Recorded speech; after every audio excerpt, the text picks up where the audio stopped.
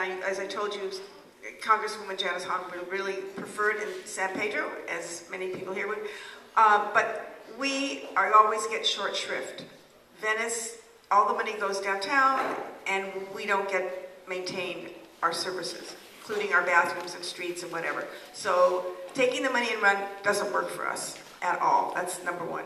But I would like to hear from Kevin Regan from Recs and Parks, and I'd like to hear from Nigel Ward. And then for the board, rather than, it's already 10:20, if there's any pointed questions, they're going to come back. We could submit written questions if there's something pointed that we can ask questions without dialogue tonight. We don't have time. I don't think this meeting, we can do it next meeting and really have a longer, prolonged thing with them. But I want them to come back. I'd like to hear from Kevin from the city, where they are in terms of the process. And then we'll see what the board can do. If we could do this for 10 minutes and be out of here by 10:30 or go to Treasurer's Report, I'd really appreciate it. And we will have them back. And also know that the Visitor Impact Committee is very active and working. And if you want to join it, you can talk to Amanda and Matt. Okay. Yes, Nigel. Absolutely. You can have two. Or three. And actually, we need an electronic version of your presentation, if it could be transmitted to us. Okay, so let me hear from Kevin Regan from Recreation and Parks Department. Welcome. Thank you for waiting so long. Sure. Well, good evening, and thank you very much. My name is Kevin Regan. I'm with the Department of Recreation and Parks. I'm the Assistant General Manager of Recreation and Parks. Excuse me. And so there was a lot of questions and a lot of comments. I'll try to make just a few comments to let you know where the department stands on this particular issue. So as you know, the Venice Boardwalk, Oceanfront Walk, and the Windward Plaza section, Muscle Beach, the rec center, the skate park, the graffiti pit, the area, is all a public park. Its dedicated parkland is completely under the jurisdiction of the Department of Recreation and Parks of the city. So it's not a number of different city agencies. It is a public park, and it is dedicated parkland. We've been doing a lot of work. I personally have been with the department for 31 years. I have been working on Venice issues for over 15 years. Behind the scenes, you may not have seen me at all the community meetings, but when issues are presented to council, when we're redoing ordinances on the boardwalk, when we're working with the police about working with Bill Rosendahl on homeless issues, all up and down the boardwalk and in the park, those have been many of the issues I've worked on for many, many years. Most recently, we've heard a number of presentations about 4215 and the different cleanup efforts that we've been doing on the boardwalk, in the Windward Plaza. This is another part of it. We're looking to, the Department of Recreation and Parks fully endorses this project.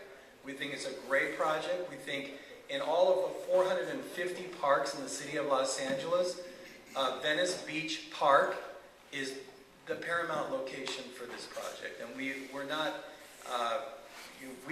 We have researched it, we've looked at it. This company didn't necessarily come to us. This is a project that we've looked at as a proposal for the city of Los Angeles. We've looked at a number of different parks. And I did speak to Janice today. I did talk about San Pedro. But I think that when you hear things from a community, when people are not liking a project in a particular community, pointing fingers at another community and saying, put it there, we hear that everywhere we go in the city. And most often or not, the communities where other people are saying to put something are not liking what they're hearing, by the same token. So I think that there's a lot of information that needs to be forthcoming. This is very preliminary. We came here because you asked us to come. We're here tonight because we were invited. We did a very preliminary community meeting a few weeks ago. A number of the same folks were there. We heard a number of the same comments. I think that's why some of the differences you heard, say from that meeting to tonight, we were trying to address some of the issues. So here's a couple of things to address, the important things. I wanted to kind of give you a little background first.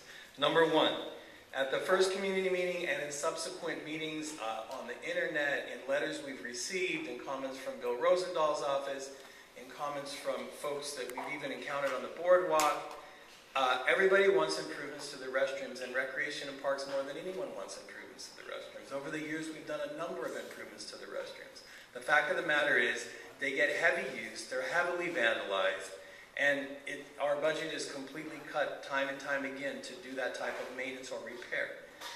This project would bring in money that the department could use to renovate the restrooms in that particular area. Now, whether or not we go all up and down the boardwalk at every restroom, I couldn't say. But definitely we can commit to doing improvements around that site. This project brings in increased security. This project also will bring in increased dollars that the department can utilize to do maintenance on the boardwalk and at Windward Plaza in terms of picking up trash, putting out other trash cans. In all honesty, one of the reasons trash cans were overflowing is because we couldn't get to them. We could empty them once a day, and that was it. But now with the modifications to 4215, and we can actually get to the trash cans and empty them. So there's a lot of things that are happening on the boardwalk. This is one of many. One other issue is to talk about the process, and I've received a number of letters, and it's not uncommon when we move a city project forward like this, that everyone talks about an EIR. Well, whether or not a full EIR is necessary, we really don't know. But what we do know is that an environmental process is necessary. I mean, it's not like anybody's trying to hide something. You have to do an environmental process on any type of project like this. And in the coastal zone, you have to go before the Coastal Commission as well. The things we've already done. We've met with the Department of Building and Safety. We proposed a plan. We've gotten feedback from them. We've met with city planning. We've talked about zoning issues. We've talked about the Venice specific plan. We've talked about height restrictions. We've talked about variances that will be needed. We've talked about the fact that since this is a city park, it's important for you to know that the Department of Recreation and Parks has some exemptions from certain zoning permits that are necessary. And those exemptions are provided by the city, by our commission, by the board that actually manages the parks. This is a park. It's not like if we were doing it on a public street. So, but the Coastal Commission, and also this is a zone that has to have we have to go dual on the Coastal Commission. So we know all that. Those are all things that we will address.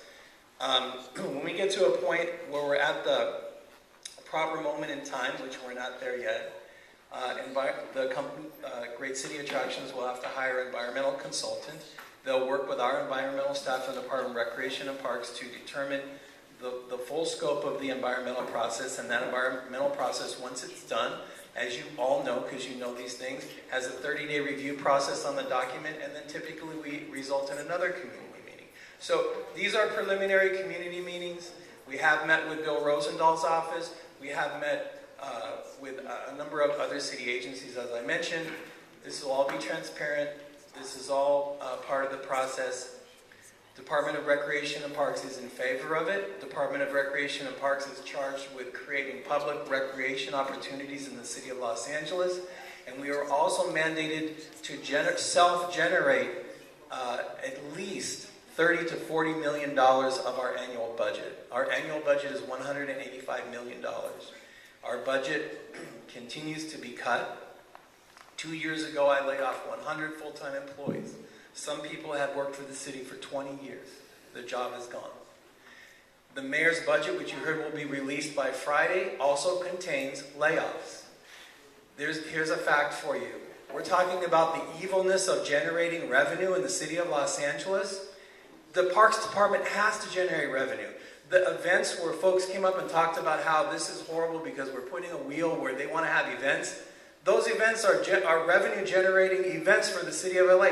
Is there any reason for us to do rock concerts and BMX bike shows and big skateboard shows and all kinds of festivals and extravaganzas at Windward Plaza that we permit and charge plenty of rates and fees? That's on top of the money we make on filming. That money goes back in the boardwalk. There's very little line item budget to maintain Venice Beach. Very little.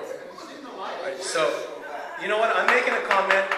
When you made a comment, I listened to you, and I didn't interrupt you.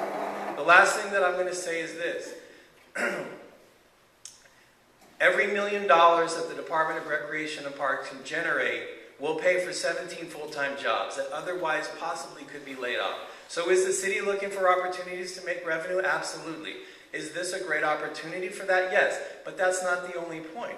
The point is that this is a decent project. It's a project that attracts a good activity, a wholesome activity. And it was one speaker that talked about some of the things that are going on in the boardwalk.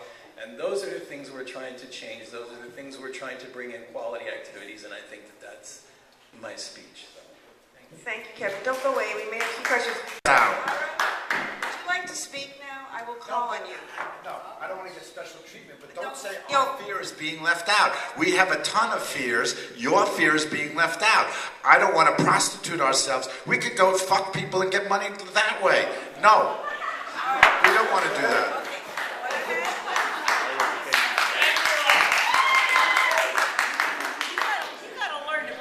Excuse me, ladies and gentlemen, we've been very civil, and we've had everybody's behave.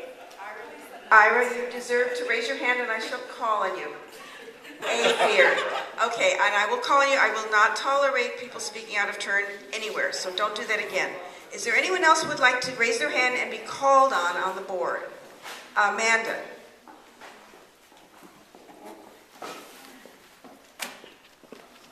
I had a few questions. One was, how much revenue?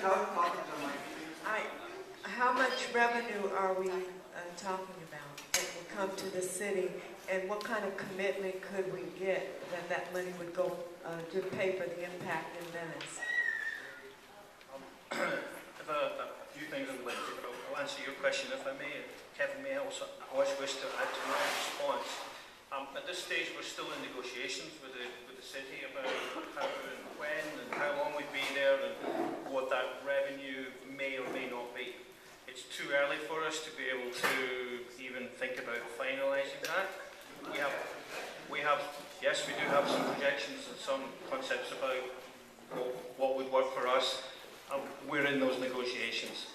I certainly can't be drawn into giving you any more information at this stage because it's just too early and we don't know the answer. Well, that was really more for Mr. Reagan anyway.